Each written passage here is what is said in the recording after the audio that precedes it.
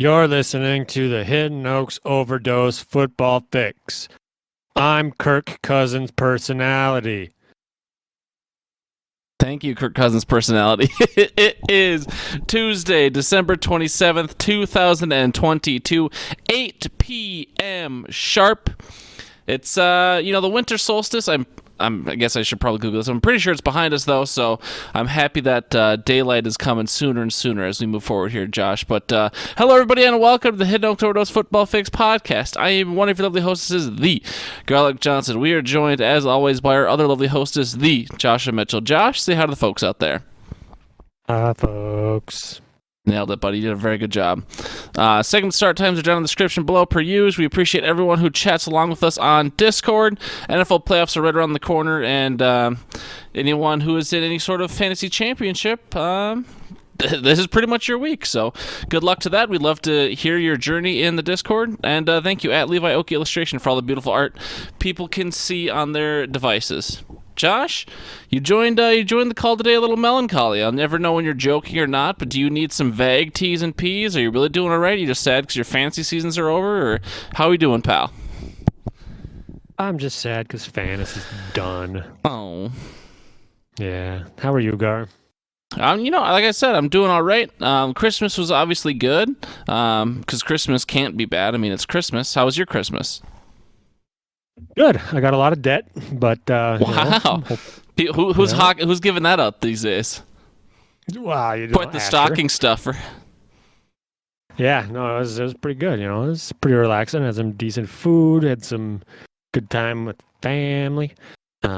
Still had some decent food. I think we have enough cookies and desserts still to last until next Christmas, which is always great. I'll be eating that soggy trail mix for months. Hey, buddy, you sharing? I mean, I'll take some soggy trail mix.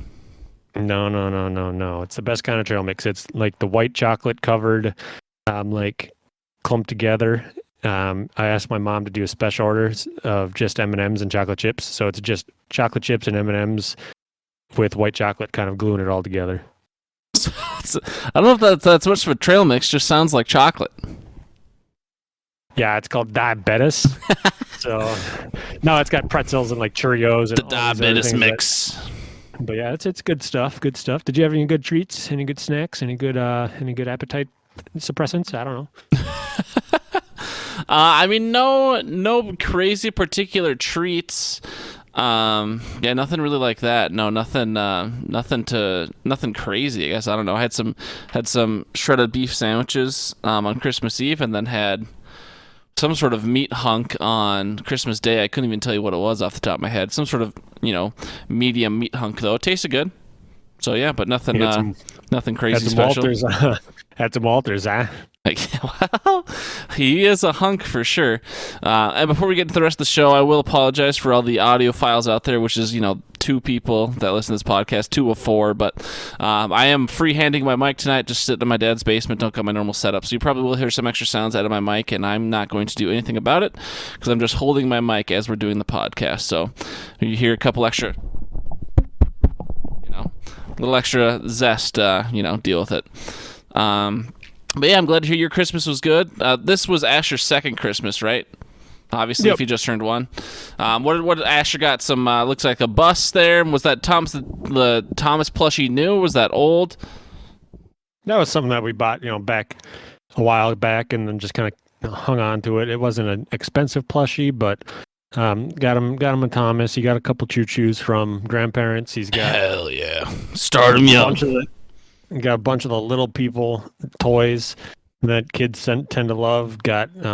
He got like his first little first year's jungle gym thing that I tried to assemble on Sunday evening, and let's just say it wasn't the most sturdy, most Christmas friendly language at times going through my mind because just I don't know. But yeah, and then you got a few other things. He had a good time. A lot of energy and emotion going on around him. So he's just like, I don't know what the heck is going on. So I'm just going to kind of crawl around and do my own thing. Adorable. All right. Well, Josh, we should probably get into the show then. Hey there, pal. Sure. All right, buddy, don't you know? We're going to go ahead and Gar's Grinder here. Gar's Grinder this week has to be someone who stood above the rest. This week we are going with Cam Akers. Buddy, for the Los Angeles Rams, had 23 carries for 118 yards.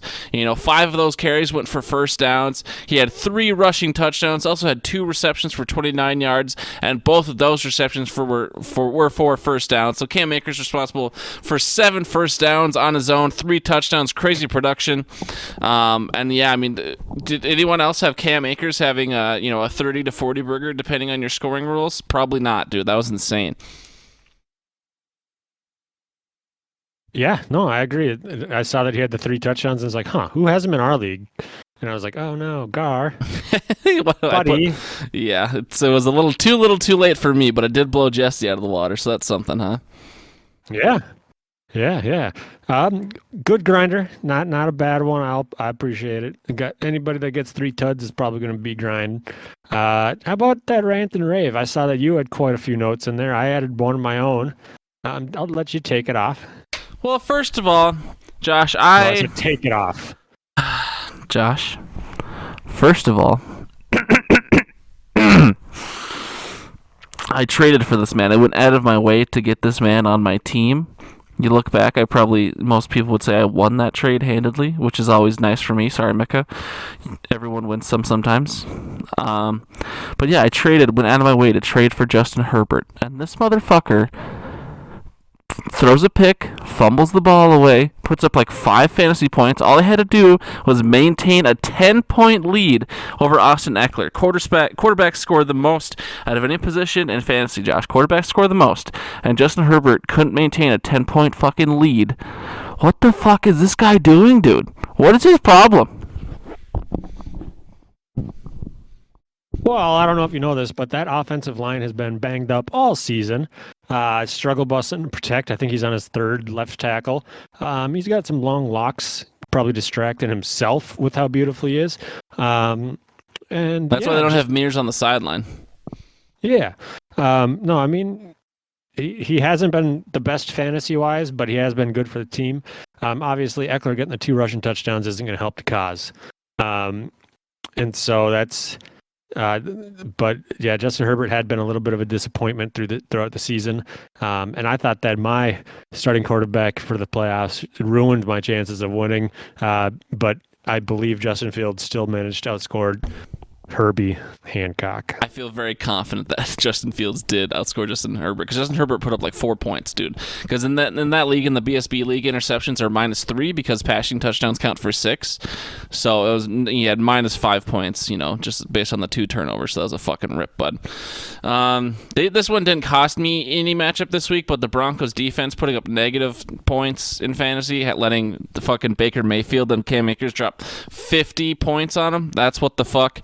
Diggs only had 2 catches. It looks like you put in a bullet point here, so I can let you go next. I'm not sure if you're ranting or raving, but you go for it, pal. Yeah, no, I don't think that this is worthy of a rave. But my semifinals lineup with Adams, Ramondre, Hopkins, Fields, and Folk. 5 of the 9 total starting positions. I want to say thank you for your combined 17.25 points.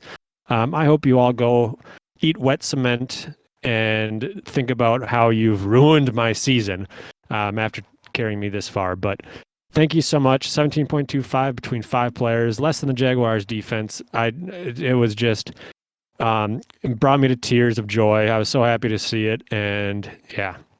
I mean, Hopkins was trying to. Hopkins had 10 targets. Only 1 catch, but 10 targets. Yeah, when you got somebody named Chase or Trace or whatever that dude's name is, McSorley, sounds like a rejected McDonald's menu item. Something along, throwing the ball to you, you'd think, got to give him a little bit of leeway. But then when you see somebody like Greg Dortch with 10 receptions, it's like, all right, are you racist? But it was ugly. But then, maybe he just doesn't understand what that means, because Greg Dortch is of African-American descent as well. But yeah, so it was one of those it was just one of those things. I watched part of that game, and I watched a lot of those overthrows, and I kind of teared up a little bit every time. But it Yeah, it was disappointing. I will say, going back to the Broncos defense, a big oof to Benjamin Williams, who was the Victoria's Secret regular season champion with a 12-2 record. He had the Broncos defense and Nick Folk combined for -5 in a matchup that he lost by less than 1 point. Oh no, brother. That's always tough. So benching those two guys and going in without a defense or a kicker would have gotten him the win. Yep. We've got Jay versus Walters in the Victoria's Secret Championship League, and Walters is Walters is entering the championship after putting up a solid 70-point week. So good for him. What does that say about his opponent, though? His opponent got, had a bit of a struggle. Saquon tried to carry him. Travis Etienne tried to carry him. Those were pretty much 50% of the points. What was that, Al? Tight end? No, it was Ryan Herman. Oh. The only thing that would have been beneficial is if he would have played Trevor Lawrence over Geno Smith, but I could see why he went with Geno, and put Ken Walker in over Zay Jones. But, with that injury concern, usage, I can see why he would have done it that way, especially after Zay Jones had the big week last week. But yeah, Walters basically got in by the skin of his teeth, got lucky. So who knows if Jalen Hurts doesn't play again, he's going to be struggling to find a quarterback if he's going to go with Tom Brady or Daniel Jones again. But Daniel Jones can't play the Minnesota secondary again either. So we'll see. Big tough, brother. All right. And then the last thing I had here for a bit of a rave. Obviously, we can focus on the negativity around here because that's easier for us to juice ourselves, and that's what gets us ratings on the internet. Everyone loves our negativity. But Kirk and Hawkinson. Hawkinson didn't win me any matchups, but he's part of my team in a 2-week championship. So just big shout out to Hawkinson, who put up like 30-something in a tight end premium league, and then Kirk, who has carried me to the championship the last 2 weeks in my most expensive league, and is going to help me pretty much break even on the fantasy season. I owe Kirk a lot and Hawkinson, who could make a difference here in my Champs Branch Out League against Audio Al. So big shout out to the boys in purple. Really appreciate you guys helping me, get to where I need to in these fantasy playoffs. So want to give them some love. Josh, do you want to give anyone some love before we move on, or are you just eternal sadness? Well, I do have a little bit of a rave that I'd like to say. I'm just going to point out that I'm entering the championship of probably the most important league we've ever been involved in, which is the Best Ball Buggers. So I'm entering the championship against Woodya. Wait, didn't you win that league last year or no? Yeah. So I'm just going to go ahead and say I've got 2 best balls in the entire world, just based on back-to-back performances. If I come out with the victory, my playoffs so far 193, 190. So I'm stomping people into the ground in these playoffs here. And so I just want to go ahead and say that I think that we need to retroactively correct my scores to match whatever my best ball team scored in the playoffs. That only seems fair, considering you drafted that team in July. You knew who was going to be good, then you psyched yourself out. But big shout out to the Best Ball Buggers, and let's see if you can take down Ryan. Let's move on here to the weekly recap, though, Josh, and I'm sure you won't be as thrilled about this one as you have been for some other ones, or most of the other ones this season. How salty are you this week, Josh? We knew coming into this week that in all your leagues you're in the playoffs, and then coming into this week you're only alive still in one league. How do we do? How salty are we? Well, I've already alluded to it, but the 17.25 points from those 5 players was not enough to overcome Brad. So Brad, congrats, you beat me, fair and cheating. But you are into the finals for, I believe, the first time in your Hidden Oaks career against another newbie to the final championship game in Eric. So congrats to you too. And so overall, I think that, like I mentioned, I'm entering the championship in the Best Ball League, which was the one that I had my entire focus on all season. Obviously. Then I did get a good win in the Deflate These Balls against some scrub, whose first round pick I do own. Technically, doesn't matter how he would have finished because it's best ball.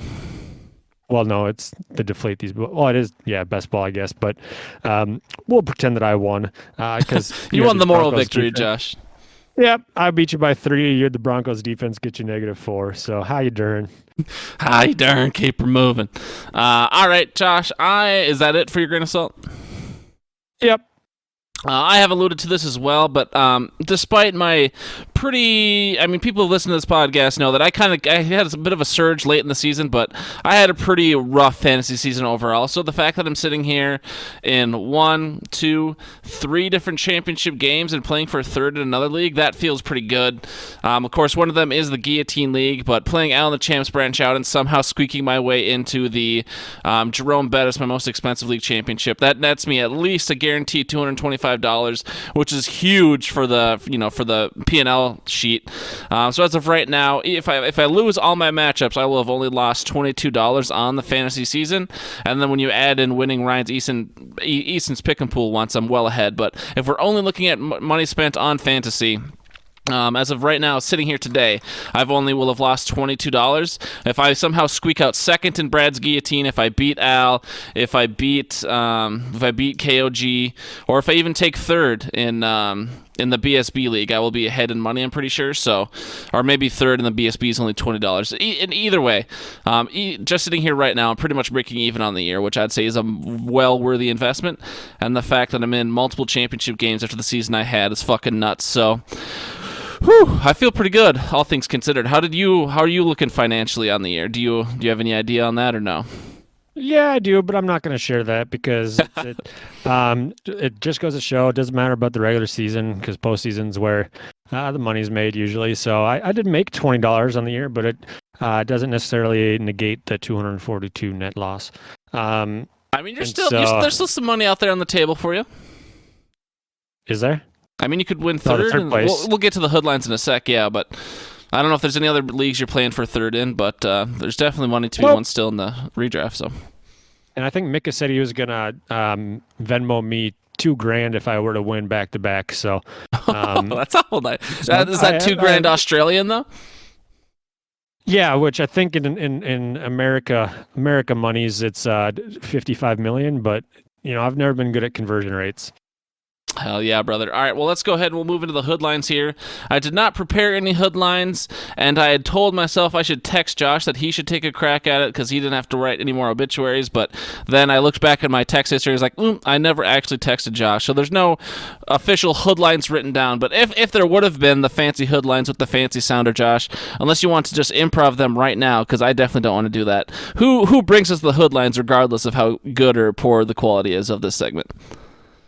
Yeah, I think that it would be the Skybusters, who is potentially going to have to hand his trophy over at some point in time. But I know.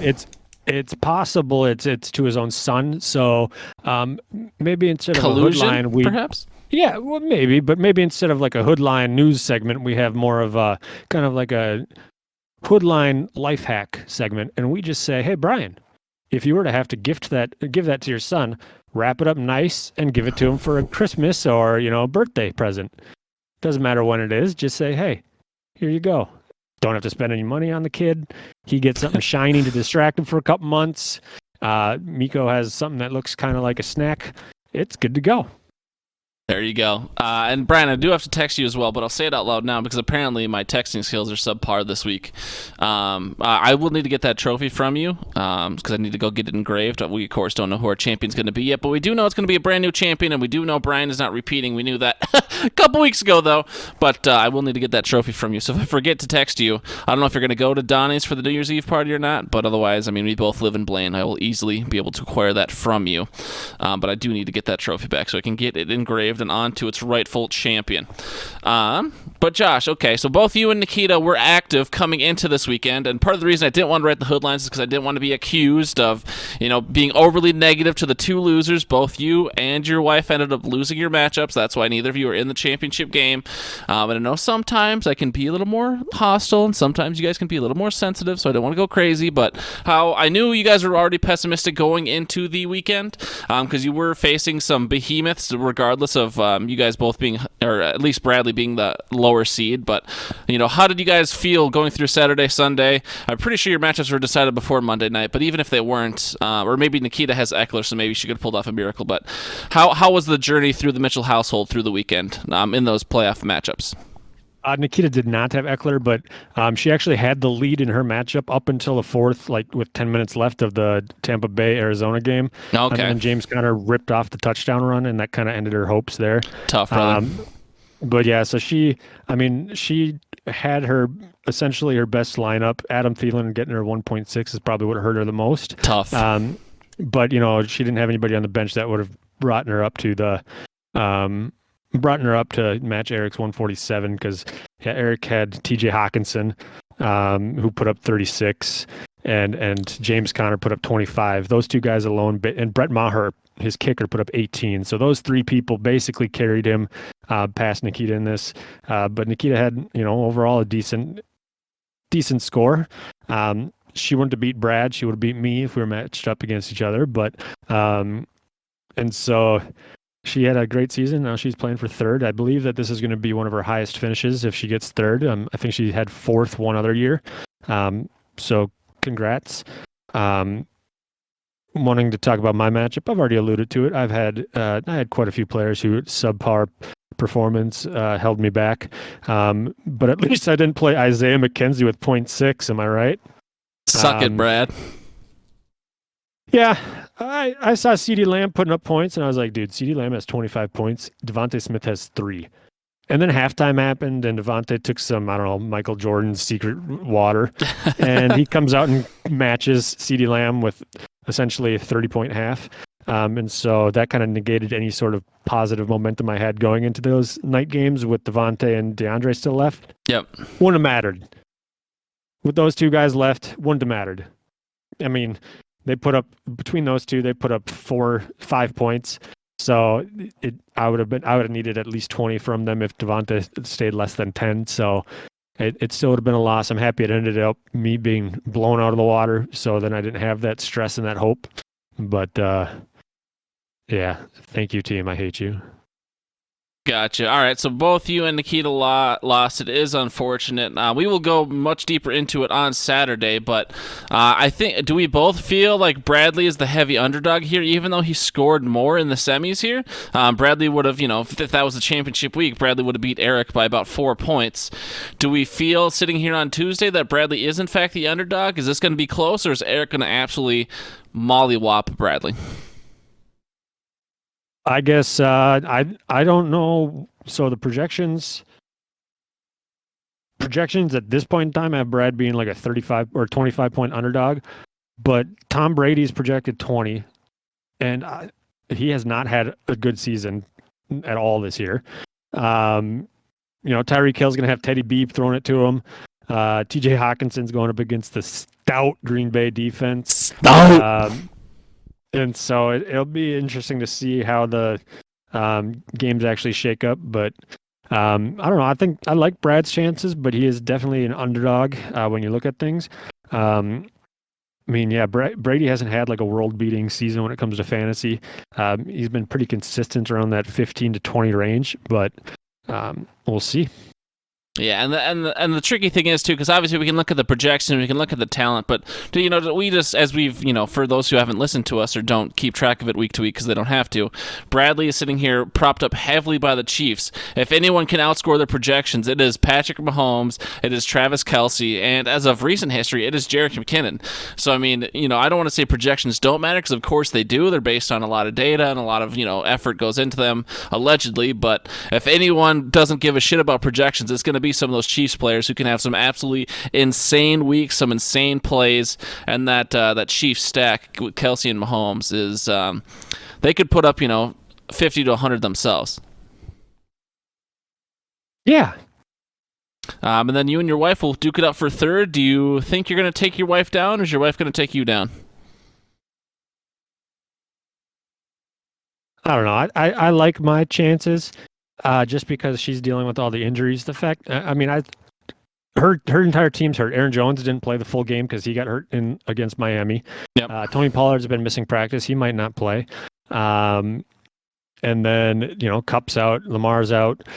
So yeah, she's scraping by with players at this point in time. And, if she keeps Kirk in there, that's probably a negative because he's going to throw 18 interceptions because Green Bay's defense is top tier. Right on. I assume that I guess I don't know what your guys' technical financial situation is. I assume that you guys obviously, either have a joint checking account or obviously pool your resources together. So regardless, the money comes back to the same family. But this is certainly a pride victory coming up, and we know that both Josh and Nikita can be prideful. So I'd love to be a fly on the wall this week, where you guys are maybe there's a little trash talk on Saturday, Sunday, whenever the games are going down. So, but we will talk about the next week's matchups more on Saturday, New Year's Eve. Let's go ahead, and we can probably get out of here on time, Josh. Let's just talk about championship week. I know you're not in any championships yourself, but is there anyone you would pick up this week? Let's say you're in a Superflex league. Would you be brave enough to play Mike White? Or let's say hypothetically you're in a Superflex league and your two quarterbacks were Zach Wilson and Russell Wilson, and you have someone else on your bench, maybe Trace McSorley. Would you play Mike White? Between those three people, probably. I'd also take a flyer on Bridgewater over those guys. Makes sense. And then, maybe if you're feeling really desperate, Baker Mayfield. Sure. Just because he's had some, he played pretty solid against Denver. I mean, he put up 20 against Denver, whose defense has been pretty solid. So I don't know. It'll be interesting to see. If that's the case, are you fishing for some help in the Champions League? No, that is Al's exact situation. Al had both Zach Wilson and Russell Wilson as the starting quarterbacks going into this week, and of course Zach Wilson is not starting, so he's going to have to fill that slot. But I was curious if you'd feel comfortable with Mike White or, like you said, Teddy Bridgewater and this and that. So I was just, that was Al's hypothetical, but I know a lot of times you're like, I'm not going to pick anyone up anyways. So I figured I'd throw in a bit more of an interesting hypothetical to try and get you to give a little insight there. What about Isaiah Hodges? He came on randomly in that Vikings game. He's just a random receiver for the Giants, probably no one's ever heard of before this week.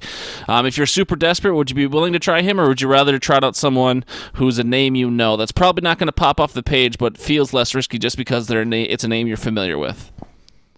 Yep, I'd probably go with the safer floor instead of the guy who had like the fool's gold week. Wouldn't want to Isaiah Hodgins or Van Jefferson. Well, I mean a safe floor, not a 3-point floor. Isaiah Hodgins or Latavius Murray? Probably Latavius Murray. He's had a couple decent weeks this season. I'm trying to pull it up on my phone here. Very good podcasting. I'm just trying to vamp here. Total wide receivers. Woo, woo, we're vamping and we're podcasting and we're vamping. In some leagues, you could probably pick up Dobbs going up against the last ranked Minnesota pass defense. You could probably pick up Dortch, who had some solid rapport with Trace McSorley. KJ Osborne's probably available. So, I mean, if you're stuck with, if you're needing somebody in Isaiah Hodgins that's popping off on your list, he's going up against the Indies defense, who has a solid pass defense. I'd probably go with somebody like Dortch, Osborne, Dobbs, even like Jahad Dotson, Russell Gage. Yeah, there's plenty of people I'd go with over him. All right, a lot of names you like. Interesting. Appreciate your insight as always. Well, Josh, I mean, that's pretty much the show. We're currently going to get out here on time. Are you going to be joining us on Saturday at Jamie and Jesse's? I assume you're invited. If not, I'll invite you right now. But they're doing it, and this, who knows? But they're all slowly moving up to Duluth, so this could be one of the last times. Not to guilt you into it, but just being real. Do you think you're going to make it down to Blaine for New Year's Eve, or now with with a 1-year-old kid, you'd be like, pass? We'll have to see. Asher's been a little bit fussy and ornery because he's getting some more teefies. So sure. We'll have to see what. Just getting his steak chompers in, Yep. Getting his, the red meat rippers. And so, I don't know. We'll see. You mentioned slowly but surely all of them are moving up there. Did Jesse move again, or did? Yeah, Jesse Connie? Lives up in Hermantown. And with both Jesse and Jamie living up in Duluth, I feel very confident that Donnie is, pretty quickly on her way. Huh. Okay. So we could chip in, buy that house together, and then demolish it and turn it into a jungle gym? I mean, couldn't we just have the jungle gym inside the house? Why do we have to tear down the whole house? I guess, yeah, if we just remove the interior so it looks like a house on the outside, but then it's just inside, just a bunch of trampolines and slides and bingo. Like gymnastic rings and ropes and all of these things, and then put some barbed wire in there just for some extra fun, make it a little spicy, and then have some some really sharp things and broken glass on the floor, and that went from super exciting to super terrifying all within about 30 seconds, so I'll just go ahead and leave that there. We'll be back here again, though, Saturday, 8 a.m. Josh, you want to go ahead and just hit your Go Packers, then we get out of here, or what? Yeah, go Packers. All right, thank you, everybody, for listening, and we will see you again Saturday morning at 8 a.m. sharp. If you're in your championships, good luck. Love you, bye. Unless you're playing me in a best ball league, then you suck. Ryan will never hear this. It's okay. Yeah, I know. I'm pretty sure nobody will ever hear this. The way she goes, pal. Yeah, go Packers.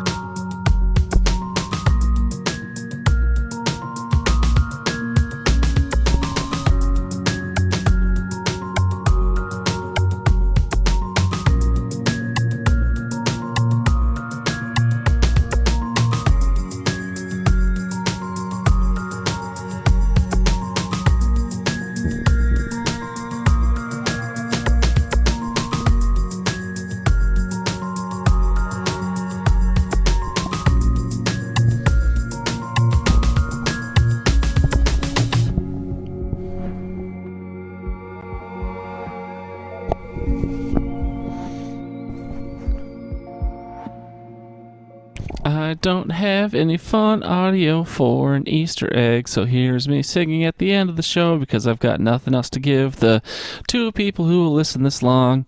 Hope you had a Merry Christmas, and hope you have a good New Year. Love you. Goodbye.